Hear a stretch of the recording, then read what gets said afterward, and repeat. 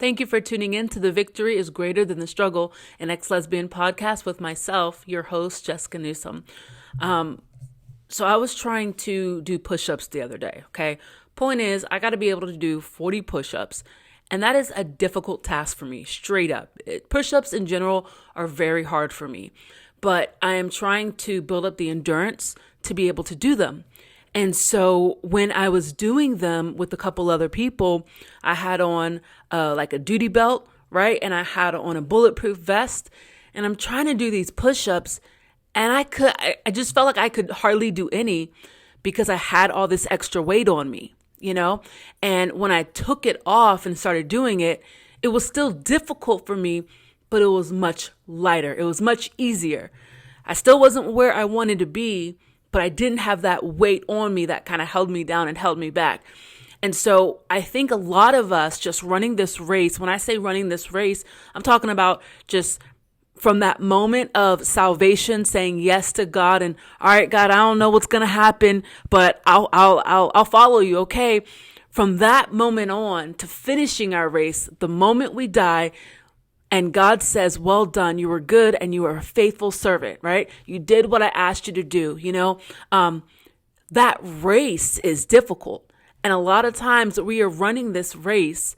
We aren't even running the race, okay? A lot of us are just out of shape, out of breath, and we have so much weight on us, right? We got a duty belt, we got gun, we had, a vest. We have all of this weight that's on us, and we're trying to run. We don't have sneakers on. We've got some big heavy work boots, you know, all of this stuff. And we're trying to run, and we're looking at people around us, and we're just like, yo, why are they running so fast? And I'm over here like huffing and puffing. The Bible tells us over and over again to lay aside those things that weigh us down. Does that mean that the race is going to be 100% easier? Now you're going to be able to book it like a track star? No, not at all. There's things that God has to do within you, things that he has to undo, mindsets that he has to change, right? Motives that he has to shift, all of those different things. And it takes time for him to undo those things. And that's okay because you're human, right? It took you this long to get jacked up and imperfect, right? And so we need to give God that time to be able to undo those things to make us better, right? To take the bitterness away, to take the hurt and the heartache away, to take away the wrong mindsets and replace those things with happiness and being joyful and optimism, looking at the world through a different lens, a more positive lens instead of being negative. And so in Hebrews 12, it says this. I love this.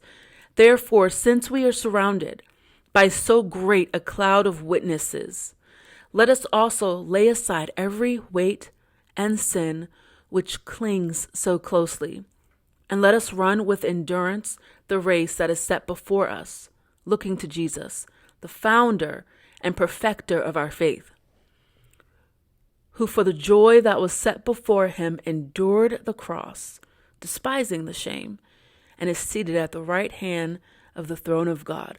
So what this is saying that is since there is a great cloud of witnesses around us, there's always people watching us, not just people here on earth, but there's people in heaven who are rooting for us. Jesus is interceding for us, but there's people in heaven who are like, come on, you got this. But then there's also people here on this earth who are watching you. They're watching your walk with God. Do they see you emulating Jesus? Let me tell you something. I am not perfect. It is one thing to work in a church and be surrounded by church people. And it's easy to be churchy then. It's easier to follow God then. But when you are not in that type of environment, when it's not Sunday and you're at work Monday through Friday, a job that is not celebrating Jesus, who does not have their mind and eyes focused on Jesus, we're going to kind of struggle. I don't know about you. Maybe you're a lot better than me, but I struggle. I struggle sometimes with my flesh in those environments and wanting to kind of feed the flesh and be like, okay, well, let me like take down these walls a little bit and kind of have that old nature come back, because I know that they'll like that Jessica, right? But Those people who are watching you, they know that you're Christian. Are you emulating Jesus Christ? Or do you look like the world and everyone else? And that's something that we need to always be cognizant of. It says that since basically people are watching, we got to lay down every weight and sin that clings so closely. What are those things that's on us that clings so closely and it's weighing us down? It could be a mindset. I can't live without her. It could be anything that is just holding you back. And that could be, man, I don't know if I could do this without them. I don't know if I could trust God. I don't know if God will be able to change this mindset that I have. I don't know if God will be able to come through for me. I'm not sure if how I think can truly be changed, because this is how I've always lived and this is how I've always believed. Sometimes we have a crutch and we're just like, God, I need for you to tell me what's going to happen before I step out on faith and trust you.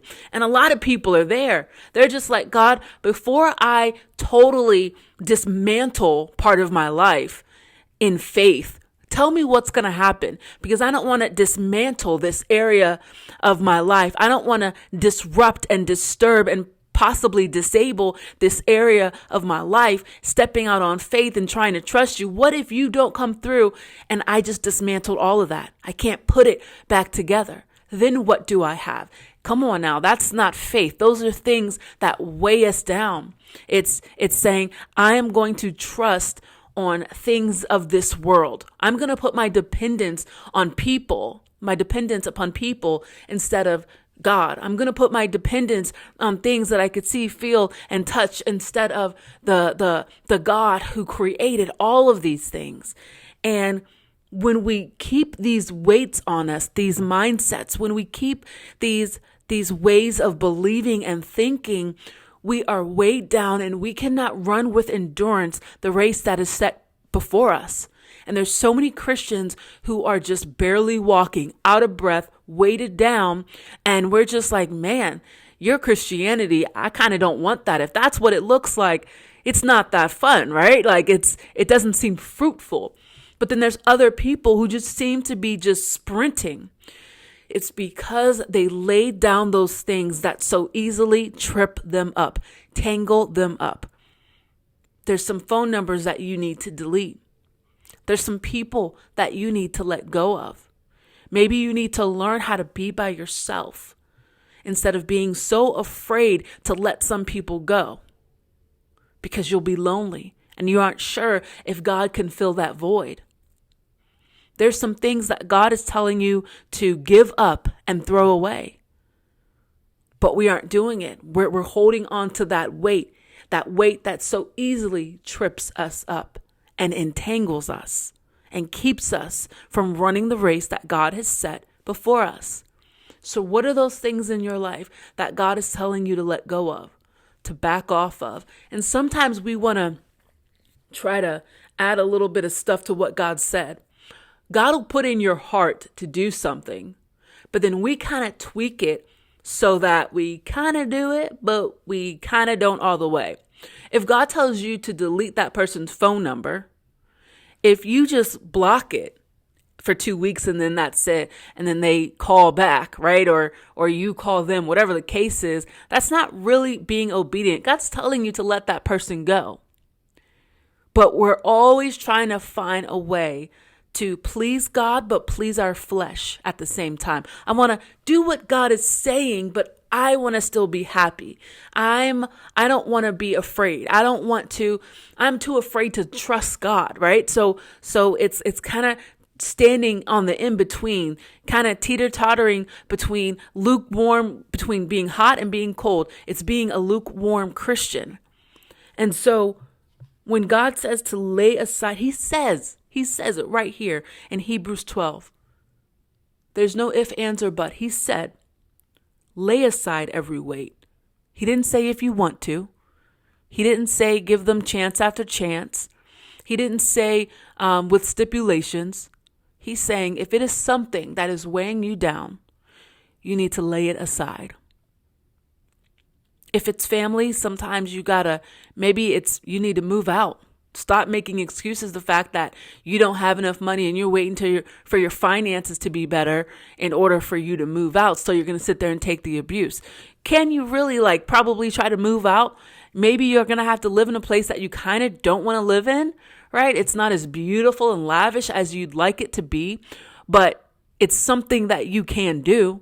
It doesn't fit necessarily your preference, but it is being obedient to God.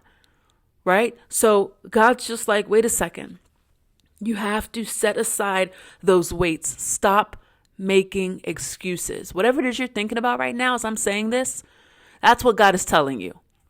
The stuff that's coming to your mind and your heart right now, God is reminding you right now as I'm talking, hey, I said to lay that aside. As she's talking, as Jessica's talking, I'm bringing this to your remembrance. So before you try to twist it and tweak it to fit your preference, you really need to take the time to say, do you want to be stuck or do you want to be obedient to me, disciplined in me so that you can be fruitful and be free? Because the only one who is keeping us down, the only person who is keeping us locked up and enslaved to the enemy, enslaved in our negative thoughts, enslaved and hurt, all of that stuff, it's us. It's our lack of discipline and it's our lack of obedience. Discipline and obedience. Discipline and obedience. If there's two things that I want you to get, it's those two things right there. Being disciplined and obedient to God. Because he wants us to run the race with endurance. Looking to Jesus. Not looking back. Not looking back at what you're leaving behind. Not looking back at that ex who you're starting to miss. Not looking back at that toxic friendship. Not looking back at people who did you wrong and who left you. Not looking back at people who didn't want to wait for you to put down your weights and they're still running and you're kind of salty about it. Not looking back at any of that stuff, but looking forward at God and saying, you know what? This is where I am. Wherever I am in my life right now, this is it. This is where I am. From this moment on, I will run with endurance. I will strip all of the weights right now, right here, and I will make that decision to begin to walk forward with endurance, pushing forward and looking towards Jesus. Don't feel guilty about where you are right now. So many people just rest in that guilt and shame and condemnation. Forget it. You are normal, right? There's nothing that I have not heard from people that I haven't heard already or experienced myself. People feel shame about, how many people they've been with, the things that they've done, how stuck they've been, the things that they've refused to do, yada, yada, yada. I get it. But guess what? At some point, you got to make the decision. Are you going to say, okay, this is where I am. Let me take off these weights and move forward, run forward and keep my eyes on the path in front of me and stop looking behind? Am I going to jump out on faith or am I not? Am I not going to do that? So that's something that I think a lot of us need to really focus on. Are we going to keep complaining about the stuff? Or are we going to begin to be obedient and disciplined to the things of God so that we can get to where we really want to be? Or are we going to keep making excuses? Keep making excuses. God says to do this. Well, I know, but if there's a but in your sentence, you're making an excuse. So when someone's trying to help you out and they're saying, hey, you're supposed to do that. Well, didn't God tell you to do this? And you go, yeah, I know, but right there. That is the key word that should alert you to the fact that you are trying to put your preference over the obedience and discipline of what God is asking you to do. He's telling you not to hurt you. He's telling you not because he wants you to be lonely and by yourself. He's telling you because he knows that on the other side of obedience is freedom. You want to be free and happy. You want that joy, that peace that surpasses all understanding. You want to stop thinking about the same junk over and over again. You want to stop being sad, mad, and frustrated. You have to go through this bout of pain to push through to the other side to have that freedom. But if you've been in that stuck place for a really long time, that's not God's fault. What is he asking you to do that you aren't doing? It's in the small stuff. I hope that you guys like that. I absolutely love you guys. And definitely thank you for tuning in. If you want to donate to this ministry, please do. I like to do one-on-ones with people and I do not charge them. If you want me to do a one-on-one with you, I want to be here to listen to you, to help you, to walk with you along this journey. I do it free of charge. You can go to my website, www.loveatthecross.com. If you want to donate there, you can. If you want to reach out to me, I'll definitely hit you up within 2 business days, okay? I love you guys, and thank you for tuning in to The Victory is Greater Than the Struggle, an ex-lesbian podcast with myself, your host, Jessica Newsom.